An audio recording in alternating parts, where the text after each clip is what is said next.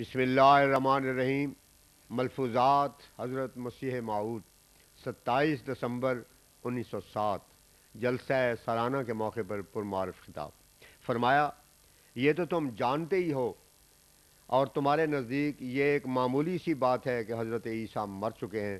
اور اس بات میں تم نے ہر طرح سے فتح بھی حاصل کر لی ہے، مگر شیطان کا مرنا ابھی باقی ہے، کیونکہ میں دیکھتا ہوں کہ اس کا بہت سا تسلط ابھی تم لوگوں پر باقی ہے۔ اکثر لوگ یہاں سے بیعت کر جاتے ہیں اور گھر میں پہنچ کر ایک خط ارتداد کا لکھ دیتے ہیں، اور اصل وجہ یہ ہوتی ہے کہ کوئی مولوی انہیں مل جاتا ہے جو طرح طرح کی باتیں سنا کر اور ہم پر قسم قسم کے جھوٹے الزام قائم کر کے ان کو پھسلا دیتا ہے، اور ان لوگوں میں بھی چونکہ شیطان کا بہت سے حصہ باقی ہوتا ہے، اس لیے وہ شیطان سیرت لوگوں کے پھندوں میں بہت جلد پھنس جاتے ہیں۔ کیونکہ میں اپنے دعوے کے متعلق کتاب حقیقت الوحی میں بہت کچھ بیان کر چکا ہوں، اور تم اس کو پڑھ بھی چکے ہو، اس لیے اگر میں اس کے متعلق کچھ بیان کروں تو تقریر کا سلسلہ لمبا ہو جائے گا، سو اس وقت تم لوگوں کو شیطان کی وفات کا مسئلہ یاد کر لینا چاہیے۔ حضرت عیسیٰ کی جو ایک فرضی حیات مانی ہوئی تھی، اس کو مارنے میں تو تم لوگ کامیاب ہو گئے ہو، مگر شیطان کا مارنا بھی باقی ہے۔ مگر یاد رکھنا چاہیے کہ اس کا مارنا صرف اسی قدر نہیں ہے کہ صرف زبان سے کہہ دیا جائے کہ شیطان مر گیا ہے اور وہ مر جاوے، بلکہ تم لوگوں کو عملی طور پر دکھانا چاہیے کہ شیطان مر گیا ہے۔ شیطان کی موت قال سے نہیں بلکہ حال سے ظاہر کرنی چاہیے۔ خدا تعالیٰ کا وعدہ ہے کہ آخری مسیح کے زمانے میں شیطان بالکل مر جائے گا۔ گو شیطان ہر ایک انسان کے ساتھ ہوتا ہے، مگر ہمارے نبی کریم صلی اللہ علیہ وسلم کا شیطان مسلمان ہو گیا تھا۔ اسی طرح خدا تعالیٰ کا وعدہ ہے کہ اس زمانے میں شیطان کی بالکل بے کنی کر دی جائے گی۔ یہ تو تم جانتے ہی ہو کہ شیطان لاہور سے بھاگتا ہے، مگر وہ ایسا سادہ لاؤ نہیں کہ صرف زبانی طور پر لاہور کہنے سے بھاگ جائے۔ اس طرح سے تو خاص 100 دفعہ لاہور پڑا جاوے وہ نہیں بھاگے گا، بلکہ اصل بات یہ ہے کہ جس کے ذرے ذرے میں لاہور سرایت کر جاتا ہے اور جو ہر وقت خدا تعالیٰ سے ہی مدد اور استعانت طلب کرتے رہتے ہیں اور اس سے ہی فیض حاصل کرتے رہتے ہیں، وہ شیطان سے بچائے جاتے ہیں، اور وہی لوگ ہوتے ہیں جو فلاح پانے والے ہوتے ہیں۔ مگر یاد رکھو کہ یہ جو خدا تعالیٰ نے قرآن مجید کی ابتدا بھی دعا سے ہی کی ہے اور پھر اس کو ختم بھی دعا پر ہی کیا ہے، تو اس کا یہ مطلب ہے کہ انسان ایسا کمزور ہے کہ خدا کے فضل کے بغیر پاک ہو ہی نہیں سکتا، اور جب تک خدا تعالیٰ سے مدد اور نصرت نہ ملے یہ نیکی میں ترقی کر ہی نہیں سکتا۔ ایک حدیث میں آیا ہے کہ سب مردے ہیں مگر جس کو خدا زندہ کرے، اور سب گمراہ ہیں مگر جس کو خدا ہدایت دے، اور سب اندھے ہیں مگر جس کو خدا بھی نہ کرے۔ غرض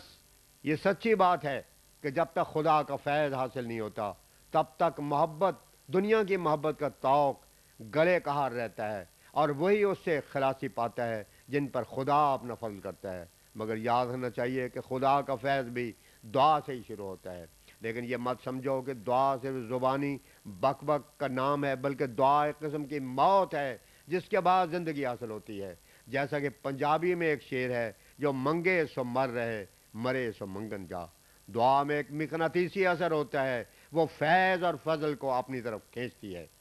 یہ کیا دعا ہے کہ منہ سے تو اہدنا الصراط المستقیم کہتے رہے اور دل میں خیال رہا کہ فلاں سودا اس طرح کرنا ہے، فلاں چیز رہ گئی ہے، یہ کام یوں چاہیے تھا، اگر اس طرح ہو جائے تو پھر یوں کریں گے۔ یہ تو صرف عمر کا ضائع کرنا ہے۔ جب تک انسان کتاب اللہ کو مقدم نہیں کرتا اور اسی کے مطابق عمل درآمد نہیں کرتا، تب تک اس کے نمازیں محض وقت کا ضائع کرنا ہے۔ قرآن مجید میں تو صاف طور پر لکھا ہے، قد افلح المؤمنون الذین ہم فی صلاتہم خاشعون، سورہ مومنون آیت 2 و 3۔ یعنی جب دعا کرتے کرتے انسان کا دل پگھل جائے اور آستانہ الوہیت پر ایسے خلوص اور صدق سے گر جاوے کہ بس اسی میں ہی محو ہو جاوے اور سب خیالات کو مٹا کر اسی سے فیض اور استعانت طلب کرے، اور ایسی یکسوئی حاصل ہو جائے کہ ایک قسم کی رقت اور گداز پیدا ہو جائے، تب فلاح کا دروازہ کھل جاتا ہے، جس سے دنیا کی محبت ٹھنڈی ہو جاتی ہے، کیونکہ دو محبتیں ایک جگہ جمع نہیں رہ سکتی۔ جیسا لکھا ہے، ہم خدا خائی و ہم دنیا دیں، این خیال است و محال است و جنوں۔ ہم خدا خائی و ہم دنیا دوں، این خیال است و محال است و جنوں۔ اسی لیے اس کے بعد یہ خدا فرماتا ہے، والذین هم عن اللغو معرضون، سورہ مومنون آیت 4۔ یہاں لغو سے مراد دنیا ہے، یعنی جب انسان کو نمازوں میں خشوع اور خضوع حاصل ہونے لگ جاتا ہے تو پھر اس کا نتیجہ یہ ہوتا ہے کہ دنیا کی محبت اس کے دل سے ٹھنڈی ہو جاتی ہے۔ اس سے یہ مراد نہیں ہے کہ پھر وہ کاشتکاری، تجارت، نوکری وغیرہ چھوڑ دیتا ہے، بلکہ وہ دنیا کے ایسے کاموں سے جو دھوکہ دینے والے ہوتے ہیں اور خدا سے غافل کر دیتے ہیں، اعراض کرنے لگ جاتے ہیں۔ اور ایسے لوگوں کی گریہ و زاری اور تضرع اور ابتحال اور خدا کے حضور عاجزی کرنے کا یہ نتیجہ ہوتا ہے کہ ایسا شخص دین کی محبت کو دنیا کی محبت،